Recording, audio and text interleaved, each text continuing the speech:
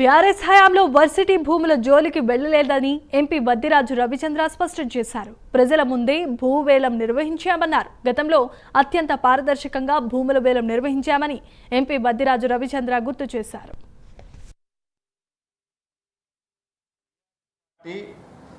ఎలాంటి ఇబ్బందికరం లేనటువంటి భూములు చూసి ప్రజల ముందు పెట్టి ఓపెన్గా లైవ్ పెట్టి అమ్మడం జరిగింది.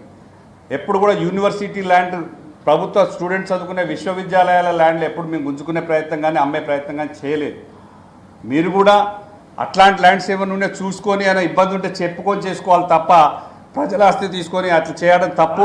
మేమేమి చేయలేదు, అట్లాంటి తప్పులు ఏమి చేయలేదు. ప్రజల కోసం పోరాడే పార్టీ మాది బీఆర్ఎస్ పార్టీ.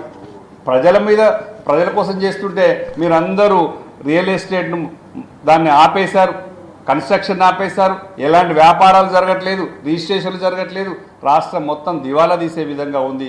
మీరు ఏం దోచకుండా భూములు అమ్ముకునే ప్రయత్నం చేస్తే దాన్ని బీఆర్ఎస్ పార్టీ ఖచ్చితంగా కొట్లాడుతుంది. మా ప్రయత్నం ఎప్పుడు జరుగుతూనే ఉంటుంది. వక్ఫ్ బిల్లుకు ముఖ్యంగా మేమందరం ముస్లిం సోదరులకు బాసటగా నిలుస్తాం.